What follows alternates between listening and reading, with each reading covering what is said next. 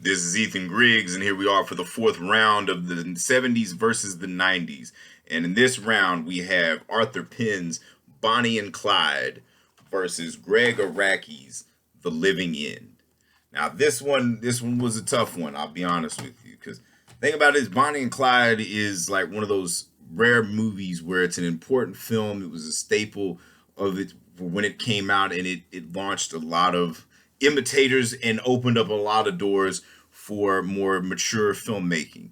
Now, little backstory for the script. This is something that had been kicking around between two writers named David Newman and Robert Benton, and they were in New York hipsters, and really enamored with the French New Wave. As you're going to see with both these films, it all goes back to the French New Wave.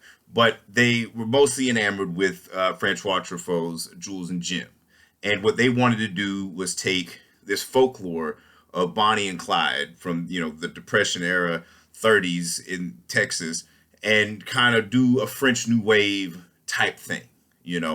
And what they wanted to have was the character of C.W. Moss serve as like the third in the menage a trois of Bonnie and Clyde, where Clyde could only fuck Bonnie when CW was around. Well, after all the changing of hands, once they couldn't get Truffaut, they had to settle for the next best thing, the only American director who was doing anything remotely close to French New Wave filmmaking at that time, and that was Arthur Penn.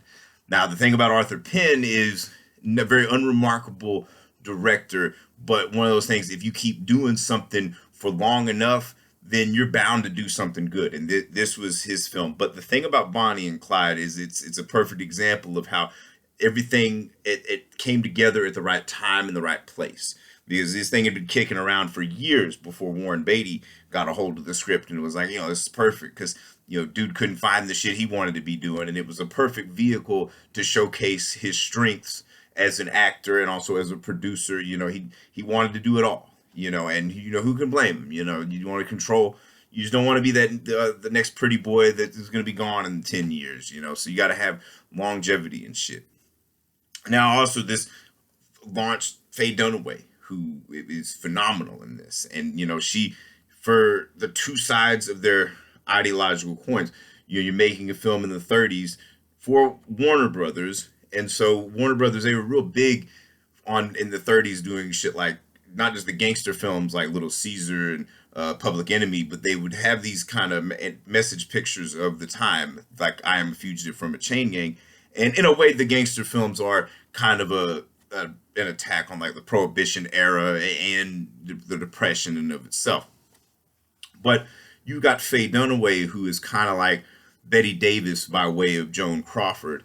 And in a lot of ways, to cover your French New Wave stuff, she's a lot like fucking Bridget Bardot by way of Jeanne Moreau. So it's perfectly into the whole Jules and Jim thing. But, somebody like Warren Beatty, he's not going to have any kind of like allusions to homosexuality in any character that he plays.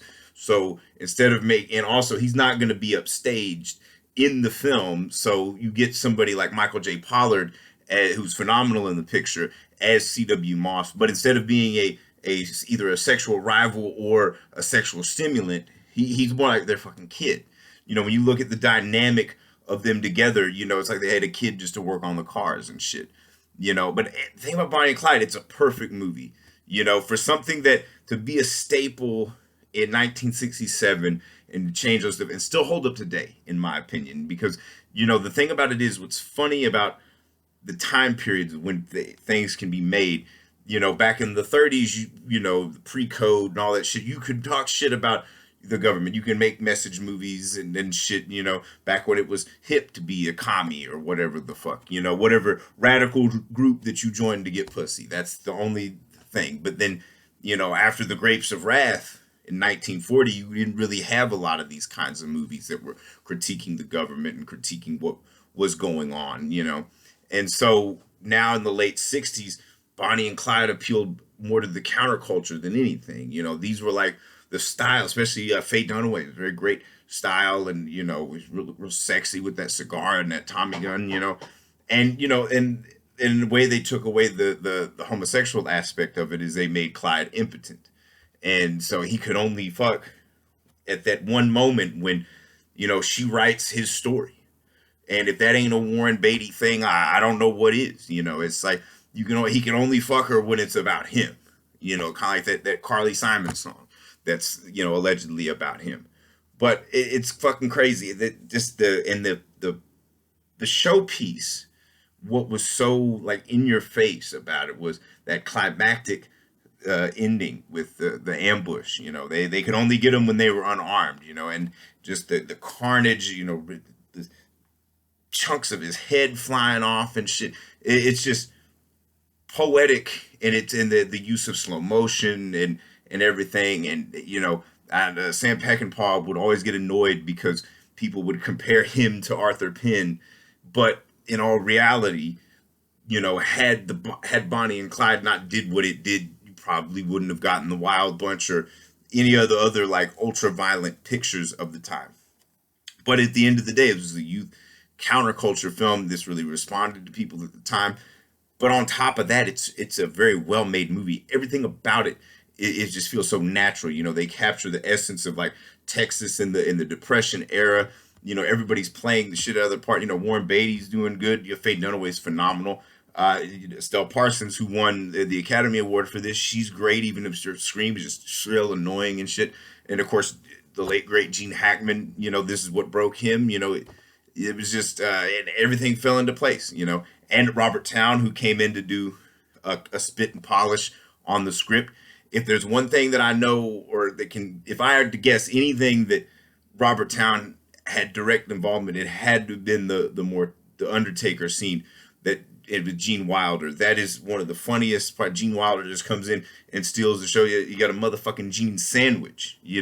It's insane. But it's just one of those movies. Every time I watch it, you just can't deny the genius of it. And it's a clear-cut example of how films are made through collaboration. Because if this movie didn't have all the moving parts come together, there's not really one sole auteur for Bonnie and Clyde. But then we jump ahead to the 90s with Gregg Araki's The Living End, which is basically the gay man's Bonnie and Clyde. Instead of, robbing banks, rebelling against the government and shit, now we've got two HIV positive men that meet each other through circumstance. Very similar how Bonnie and Clyde meet at the beginning of Bonnie and Clyde. And it's a film that's a very angry attack on the AIDS situation. And, at that time, President H.W. Bush and, Grant, and also a direct attack, who wasn't pissed off with the Reagan years and shit, all that bullshit. So we see more, instead of Texas in the 30s, we get LA in the early 90s. And just like they capture Texas in Bonnie and Clyde, they really capture LA. And the thing about it is, all the characters are kind of annoying. Like the friend is annoying, but it's very much LA of that time. And also, you've got Mike Dietrich, looks like the bastard son of Warren Beatty. And Craig Gilmore looks like Faye Dunaway by way of Morrissey. And by making the one of the character, the Craig Gilmore character, a film critic, it also offers up a lot of heavy-handed references to the French New Wave. Not to mention the big-ass poster of Made in USA that's in his fucking apartment. And so, like, that's just it's a way, which is kind of funny. The Living End is more of a French New Wave film than Bonnie and Clyde, because the way Bonnie and Clyde did it was so brilliant, is that they put the realistic shit done in a fashion that basically set the tone for the new Hollywood. Whereas, like, you had The Living End didn't really set the tone for the new queer cinema as much as like somebody like Todd Haynes' Poison or Safe. You didn't really get like these militant, fuck you gay movies. It was just kind of everybody. This was the year before Philadelphia, and everybody kind of just chose, we'd rather feel bad for him than see him do fucked up shit. And, so it's like, it is what it is.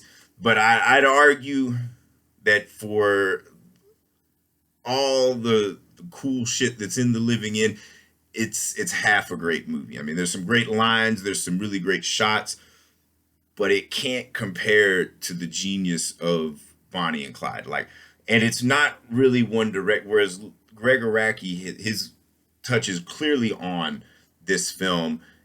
With Arthur Penn, it's not, other than maybe the staging of the action sequences, which are phenomenal.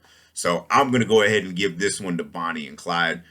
It all goes back to the French New Wave, but Bonnie and Clyde made it American, and they made a great fucking movie. Where Living In falls short mostly is the ending, and the acting is very mid. Like, you could make an argument, well, this is the characters or whatever, but I've seen other, like something like Smiley Face that Gregg Araki did.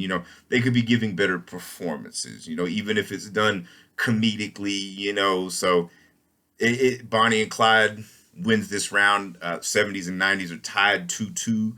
So who knows? Next round will be Bobby Deerfield versus Driven.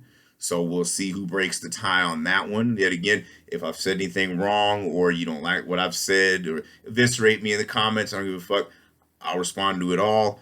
And also, if you have any suggestions for any more matchups, I will fucking look into it. I'm always going with this. This is personal journey of mine. I really could give a fuck what anybody thinks.